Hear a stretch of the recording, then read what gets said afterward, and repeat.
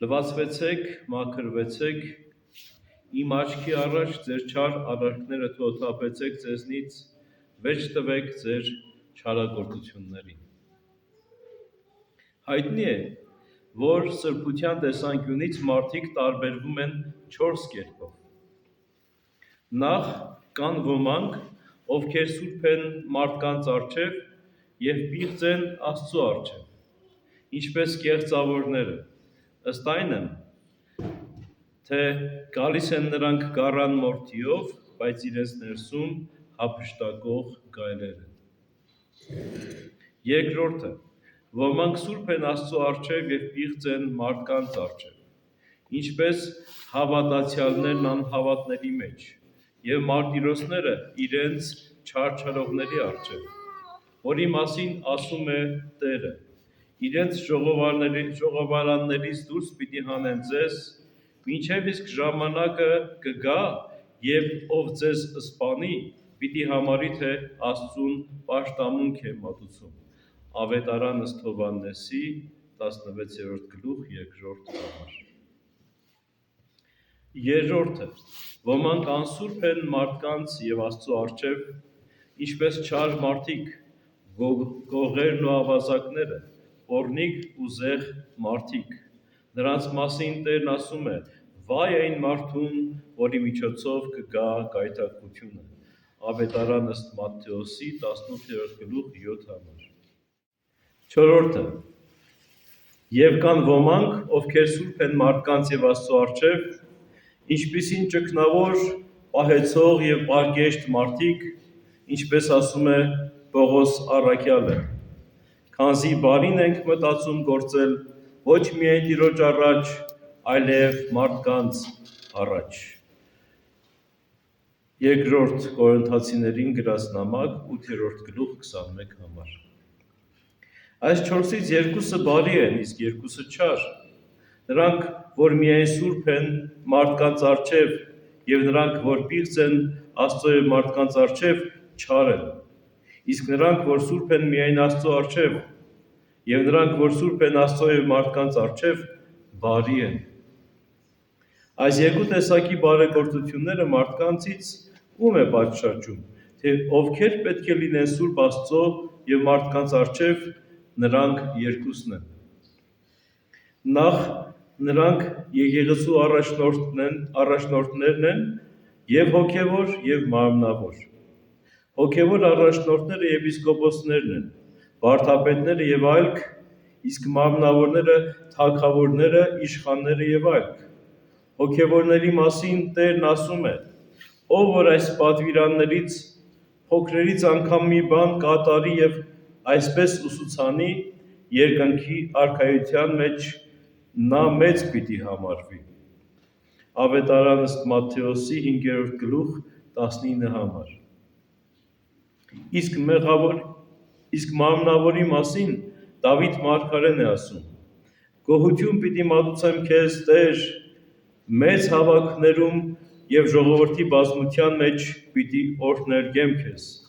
Սաղմոս 34:18։ Որովհետև ինչպես հոգևոր առաջնորդից հետևորդները սովորում են, նույնպես և մարմնավոր իշխանից ժողովուրդը սովորում է բարին և չարը։ Երկրորդը, այն հավատացյալներն են, ովքեր բնակվում են անհավատների և այլանդավանների կամ հերձվածողների մեջ։ Նրանք առավել ևս պարտավոր են բարին գործել Աստծու և մարդկանց առջև երկու պատճառով։ Նախ, Աստծու փառքի համար, ինչպես ասում է Տերը. «Թող այնպես փայլի ձեր լույսը մարդկանց առաջ, որպեսզի տեսնեն ձեր բարի գործերն ու փառավորեն ձեր Հորը, որ երկնքում է»։ Ավետարան ըստ Մատթեոսի 5-րդ գլուխ 16 համար։ Երկրորդ, որպեսզի անհավատներից և հերձվածողներից շատերը, երբ տեսնեն հավատացյալների բարի գործերը, դառնան ճշմարիտ հավատքին, որով կշահեն նրանք։ Իսկ եթե այլազգիների մեջ ծուլությամբ և անպատշաճ վարքով ապրեն, և նրանք կմնան անհավատության և թերության մեջ, և կշարունակեն հայհոյել այն ահավոր անունը, որ դրված է հավատացյալներիս վրա, այսինքն քրիստոնեությունը, ինչպես ասում է մարգարեն։ Այսպես է ասում Տերը, ձեր պատճառով իմ անունը մշտապես հայհոյվում է հեթանոսների մեջ։ Մարգարեություն ըստ Եսայու 52-րդ գլուխ 5 համար։ Այս երկուսը պարտավոր են բարին գործել Աստծո և մարդկանց առջև։ Իսկ նրանք, ովքեր պարտավոր են բարին գործել միայն Աստծո առջև, եկեղեցու հասարակ ժողովուրդն է, որ պարտավոր են բարին ծածուկ գործել, այսինքն պահքը, աղոթքը և ողորմությունը։ Այսպես է ուսուցանում մեզ Տերը պահքի մասին։ Այլ երբ դու ծոմ պահես, օծիր քո գլուխը և լվա քո երեսը, որպեսզի չերևաս մարդկանց որպես ծոմ պահող, այլ քո հորը գաղտնաբար, և քո հայրը, որ տեսնում է ինչ-որ ծածուկ է, կհատուցի քեզ։ Ավետարան ըստ Մատթեոսի 6-րդ գլուխ 18 համար։ Եվ աղոթքի մասին. այլ դու երբ աղոթես, մտիր քո սենյակը, փակիր քո դռները և ծածուկ աղոթիր քո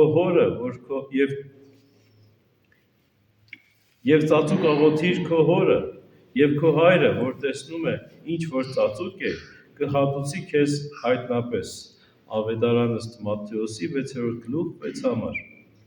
Եվ ողորմության մասին. այլ երբ դու ողորմություն անես, թող քո ձախ ձեռքը չիմանա, թե ինչ է անում քո աջը,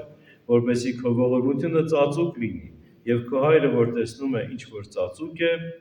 կհատուցի քեզ հայտնապես։ Ավետարան ըստ Մատթեոսի 6-րդ գլուխ 3 համար։ Ասում է ծածուկ, ոչ թե, որ ամենևին մարդիկ չտեսնեն, որովհետև դա անհնարին է։ Մենք առհասարակ պահում ենք հիսնակաց և մեծ պահքը, և դա մարդիկ տեսնում են, միթե ընդունելի չէ՞։ Հավաքվում ենք եկեղեցում և աղոթում ենք, և ողորմություն ենք տալիս մարդկանց, շատ թե քիչ, նույնպես մարդկանց առջև խոնարհություն և հեզություն ենք դրսևորում և խաղաղություն ենք պահպանում, միթե ընդունելի չէ՞։ Դրա համար չի ասում, այլ սրտում ծածկաբար գործել է հրամայում Տերը, այսինքն երբ բարին գործես, ի ցույց մարդկան մի գործիր մարդահաճությամբ, որպեսզի մարդիկ քեզ փառավորեն։ Երեսդ լվա և գլուխն օծիր, ասելով չի ասում, թե պահքի ժամանակ հարաժամ գնա բաղնիք, լվա և օծիր քեզ, այլ ասում է, թե եթե պահք պահես, լվա զղջմամբ և սրբիր խոստովանությամբ քո հոգին, ամեն ախտից և մեղքի գարշությունից, այսինքն նախանձից, ատելությունից, պարկությունից, ագահությունից և այլ մեղքերից։ Սրանք բոլորը սևացնում և ապականում են մեր հոգիները։ Այս բոլորն է հրամայում լվանալ, և ոչ թե մեր մարմինները, ինչպես ասում է Եսայի մարգարեն. լվացվեցեք, մաքրվեցեք, իմ աչքի առաջ ձեր չար արարքները թող թափեցեք ձեզնից, վերջ տվեք ձեր չարագործություններին։ Մարգարեություն ըստ Եսայու 1:16 համար։ Այսպիսի պահքով Տերը մեզ զատում է կեղծավորներից, ովքեր միայն մարմնի մասին են խորհում և մարդկանցից փառավորվել են կամենում, իսկ հոգևորը չեն խորհում, որն Աստծուն փառավորելն է։ Նույնպես աղոթքի մասին, երբ ասում է մտիր քո ներքին սենյակը և փակիր դուռը, չի նշանակում, որ եկեղեցի չպիտի գնանք աղոթելու, այլ մեր միտքն է սենյակ կոչում և դուռ մեր զգայարանները։ Նույնը և Եսային է ասում. «Ով իմ ժողովուրդ, գնա, մտիր քո շտեմարանները, փակիր քո դռները»։ Մարգարեություն ըստ Եսայու 26-րդ գլուխ 20 համար։ Ասում է, թե երբ աղոթես առ Աստված, փակիր քո զգայարանները և արգելիր ամեն աշխարհական ազդեցություն դրանց վրա, և քո մտքում և սրտի խորհուրդներում խոսիր Աստծո հետ, ինչպես ասում է Պողոս առաքյալը. «Արդ ի՞նչ պիտի աղոթեմ,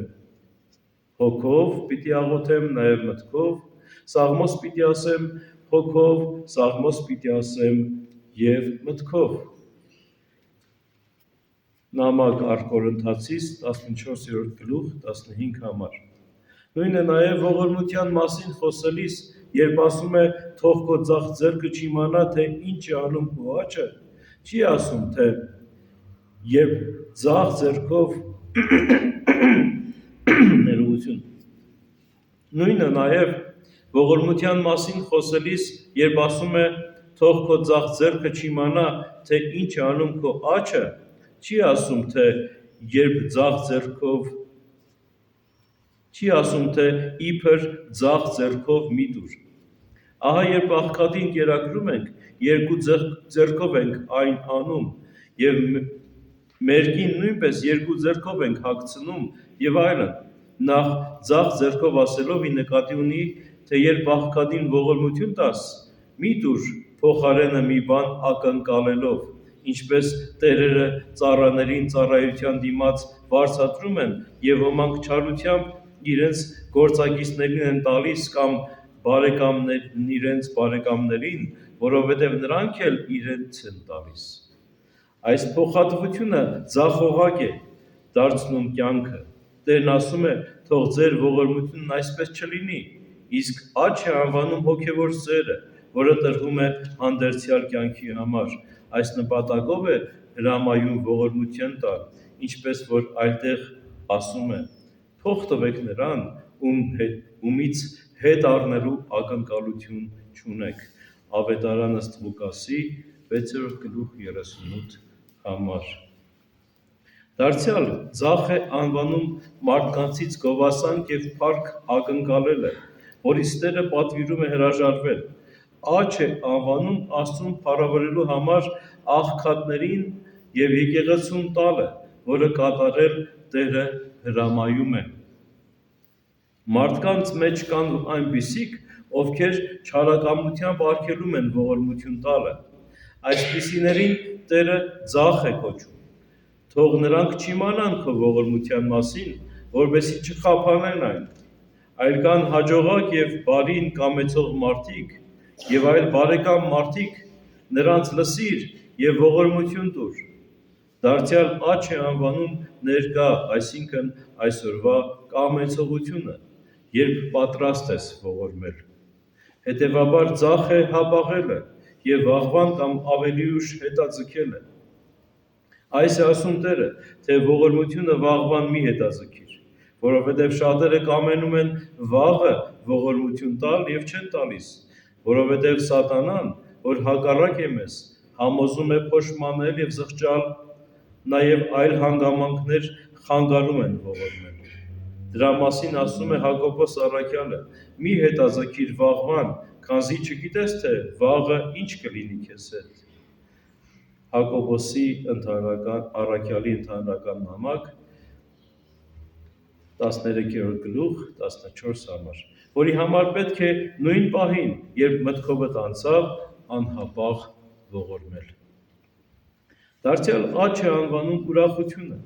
իսկ տրտմությունը ձախ, այնպես ինչպես ուրախալի իրադարձությունը հաջողություն ենք կոչում, իսկ տրտմալին ձախորդություն, որի համար Տերն ասում է. ողորմությունը տրտմությամբ և հարկադրաբար մի տուր, որ ձախ է, այլ դուր ուրախ և զվարթ սրտով, որ աջ է, ինչպես ասում է Սողոմոնը. Աստված սիրում է ուրախ և առատաձեռն մարդուն, աղքատին ողորմությունն անողն ինքն էլ պիտի կերակրվի, որովհետև տնանկին իր հացից բաժին է հանել։ Առակաց գլուխ 22 գլուխ 9-րդ համար։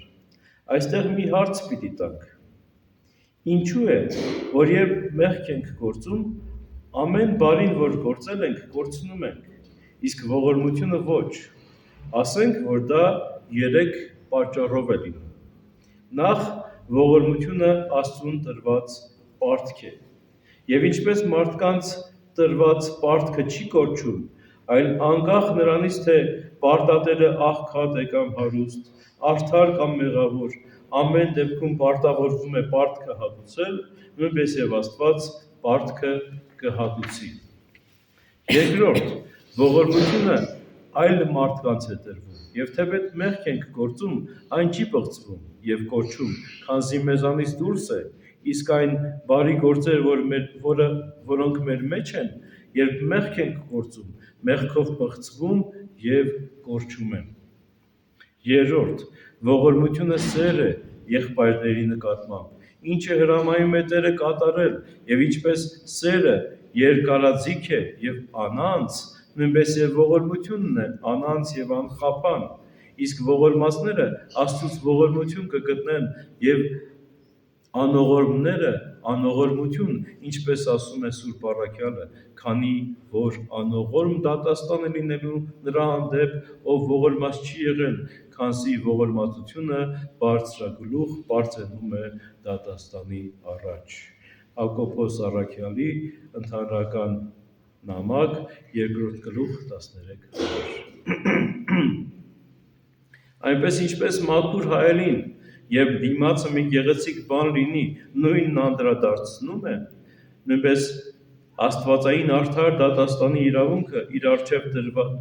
արված ողորմությունն ու բարությունը անդրադարձնում է մեզ համառոտ վճռով, թե այն ժամանակ թագավորը պիտի ասի նրանց, որ իր աջին են. «Եկեք իմ հոր օրհնյալներ, ժառանգեցեք աշխարհի սկզբից ձեզ համար պատրաստված արքայությունը»։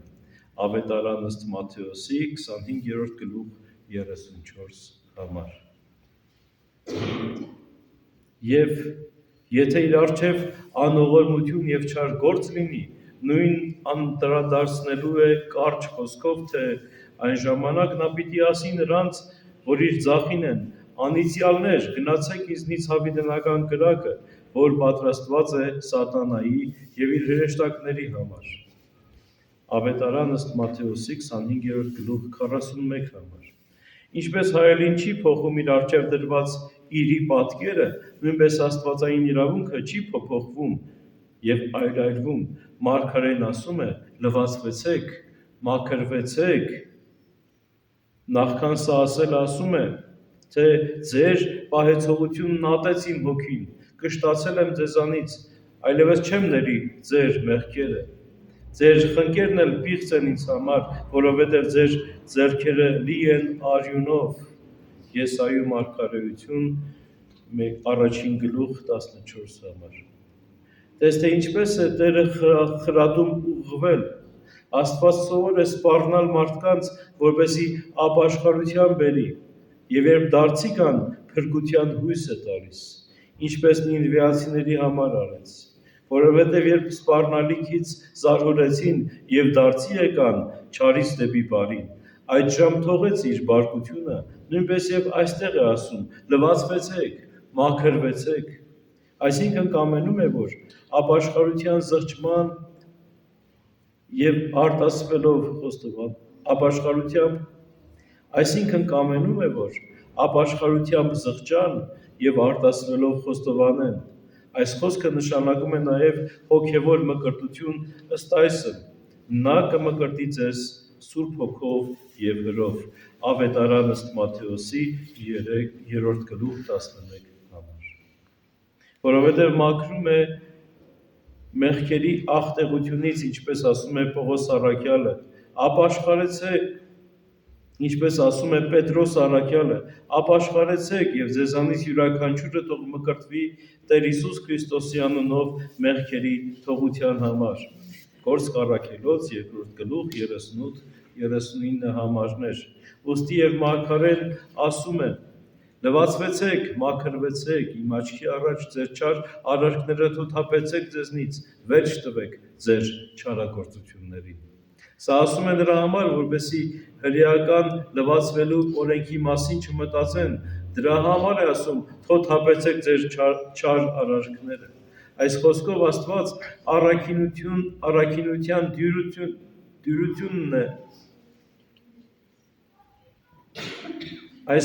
Աստված առաքինության դյուրությունն ու մեր անձնիշխան ազատությունն է ցույց տալիս, որովհետև որ կողմ կամենանք, այն կողմ էլ կփոխվենք, և որպեսզի իմանանք, որ մկրտությամբ լվացվելուց հետո պարտավոր ենք մեր անձերը սուրբ պահել ըստ կարողության, դրա համար ավելացնում է. «Ձեր չար արարքները թոթափեցեք ձեզնից»։ ինչպես Սողոմոնն է ասում. ամենայն զգուշությամբ պահիր եւ պահպանիր քո սիրտը, որովհետեւ նրանից է բխում կյանքի աղբյուրը։ Առակաց գիրք 4 գլուխ 24 համար։ Եվ Աստծո ամենատես աչքի առջև թող լինի քո ողորմությունը նույնտեղից։ Ոչ թե կեղծավորների նման, ովքեր մարդկանց առջև բարի են ձևանում, բայց իրենց ներսում հափշտակող գայլեր են, իրենց բերանով խաղաղության մասին են խոսում, բայց սրտում նենգություն են նյութում, սովորեցեք բարին գործել։ 4 բան կա, որ բարի գործին հակառակ է. նախ բնության նկատմամբ բռնությունը, երկրորդ անznիշխան ծուլությունը, երրորդ դևերի խաբեությունը, չորրորդ ագահությունը։ Եթե մեկը կամենում է ազատվել սրանցից, պետք է հոժարակամ դառնա դեպի բարին եւ Աստծուց խնդրի օգնություն, ինչպես ասում է Դավիթ մարգարեն. ինձ օգնություն պիտի գա Տիրոջից, որ ստեղծեց երկինքն ու երկիրը։ Սաղմոս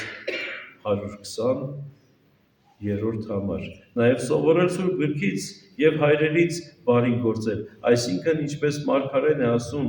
սովորեցեք բարիք գործել, արդարություն փնտրեցեք, փրկեցեք զրկվածին, արդարադատ եղեք, որփի հանդեպ իրավունք տվեք այրուն։ Սովորեցեք բարիք գործել, արդարություն փնտրեցեք, փրկեցեք զրկվածին, արդարադատ եղեք, որփի հանդեպ իրավունք տվեք այրուն։ Եսայու մարգարեություն 1 գլուխ 17 համար։ Նաև եկեք խոսենք իրար հետ, ասում է Տերը, եթե ձեր մեղքերը արյան պես կարմիր են, ապա ես ձյան պես ճերմակ կդարձնեմ, եթե որթան կարմիր լինեն, կսպիտակեցնեմ ինչպես բուրդ։ Եսայու մարգարեություն 1 գլուխ 18 համար։ Այս խոսքը երկու բան է ուսուցանում. նախ հորդորում է խոստովանել մեղքերը, երկրորդ պատվիրում է հաշտություն եւ խաղաղություն պահպանել միմյանց հետ, ինչպես ասում է Դավիթ մարգարեն. խուսափիր չարից եւ բարիք գործիր, խաղաղություն փնտրիր եւ դրան հետևիր։ Սաղմոս 33:15 համար։ Այժմ պետք է խուսափել չարից եւ բարիք գործել, պահքի եւ ապաշխարության միջոցով եւ փնտրել խաղաղություն 4 բանի համար. նախ մեր հոգու եւ մարմնի համար, երկրորդը մեր եւ Աստծո միջեւ, երրորդը մեր եւ միմյանց միջեւ, չորրորդը այլոց համար, հաշտարար լինելով նրանց միջեւ։ Այդժամ, եթե լինեն մեղքեր կարշելի եւ սև, արյան պես կարմիր եւ որթան կարմիր, ապա ձյան պես ճերմակ եւ բուրդի պես սպիտակ կդարձնի շնորհքն ու ողորմությունը մեր Տեր եւ Փրկիչ Հիսուս Քրիստոսի նրան փառք հավիտյանս հավիտենից ամեն։